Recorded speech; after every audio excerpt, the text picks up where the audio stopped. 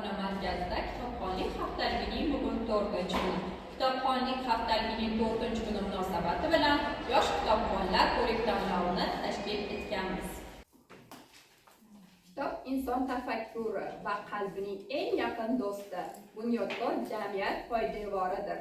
Assalomu alaykum aziz mehmonlar, tadbirimiz qatnashchilari.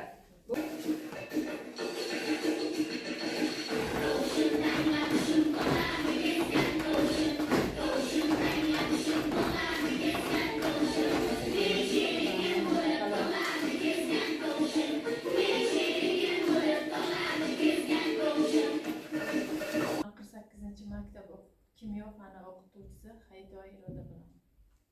21-asr bu kitob asri, ya'ni ilm olish asri, chunki hozir har taraflama rivojlanish, har taraflama ijodiy ishlarga katta e'tibor qaratilgan va ilmli insongina, ziyoli insongina ertasi kunga qanaqadir bir umid bilan, qanaqadir bir havas bilan qarashi mumkin. Kema qissasida oq kema ramziy obraz bo'lib, qanday ramziy ma'no anglatadi? Bunda A javob ozodlik, oqlik, erkinlik.